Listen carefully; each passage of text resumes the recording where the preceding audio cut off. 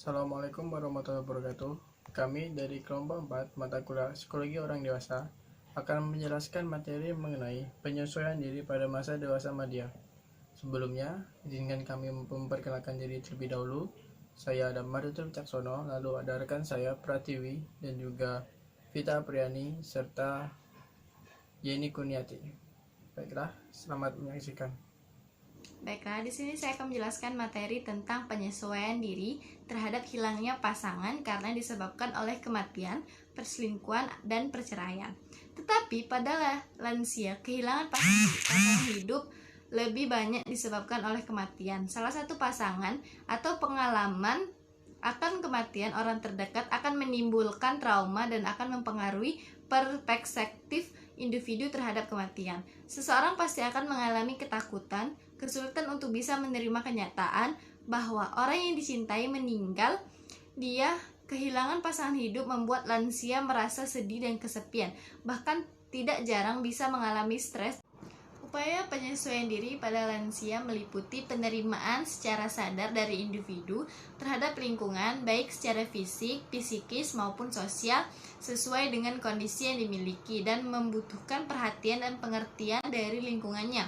Karena hal-hal negatif terjadi pada lansia antara lain menjadi sangat perasa dan banyak menuntut pada orang-orang di sekitarnya. Lain halnya dengan lansia memiliki kematangan sebagai individu.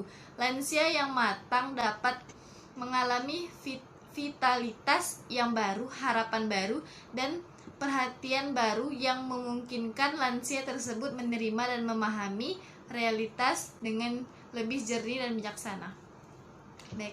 Baiklah, di sini saya akan menjelaskan tentang penyesuaian diri di ambang batas pensiun. Pada usia ini, banyak orang-orang lanjut yang menjalani masa pensiun dikatakan memiliki penyesuaian diri paling baik adalah lanjut usia yang sehat, memiliki pendapatan yang layak, aktif, dan pendidikan yang baik, memiliki relasi sosial yang luas termasuk diantaranya teman-teman dan keluarga, dan biasanya merasa puas dengan kehidupan sebelum pensiun. Menurut Paul Murray dan kawan-kawan pada tahun 1985,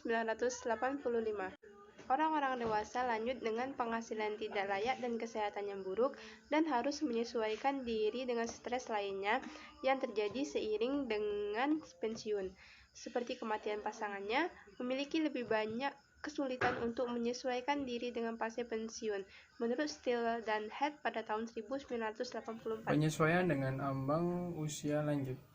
Individu yang telah memasuki ambang usia lanjut memiliki beberapa cara untuk menyesuaikan dirinya dengan lingkungan dan sekitarnya supaya memiliki hidup yang sehat atau baik. Adapun beberapa cara yang bisa dilakukan individu dalam menyesuaikan diri pada masa ini, yang pertama ada memiliki persepsi yang akurat terhadap realita. Tidak bisa dipungkiri, orang yang telah memasuki masa ini telah memiliki pengalaman hidup yang banyak, sehingga mereka bisa memunculkan persepsi yang akurat terhadap realita tentang hidupnya dan dirinya. Yang kedua, kemampuan untuk beradaptasi dengan stres dan kecemasan. Setelah mengalami berbagai banyak kehidupan yang telah dilalui pada masa-masa sebelumnya, individu pada masa ini telah memiliki beberapa alternatif penyelesaian stres yang telah ia rangkum atau yang telah ia buat sendiri pada masa-masa sebelumnya, yaitu yang selanjutnya, yang ketiga, memiliki gambaran diri yang positif tentang dirinya. Jadi, individu pada masa ini selalu memiliki gambaran positif terhadap dirinya supaya kehidupannya berlangsung dengan baik. Yang keempat, memiliki kemampuan untuk mengekspresikan perasaannya.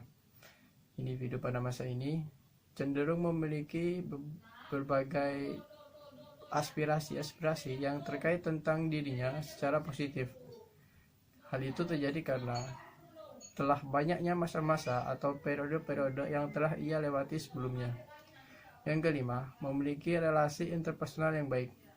Karena individu pada masa ini telah memiliki pengalaman serta penempuhan hidup yang sangat panjang, maka tidak dapat dipungkiri bahwa hubungan relasi antara seseorang satu sama lain secara interpersonal akan baik juga, karena seiring berjalannya waktu, pengalaman, dan kehidupan yang telah ia lalui.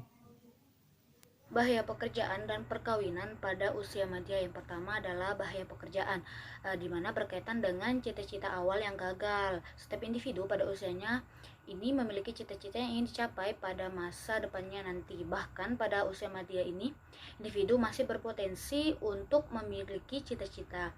Yang kedua adalah mandiri kreativitas. Hal ini berkaitan dengan adanya kebosanan, keagungan, dan perasaan terperangkap.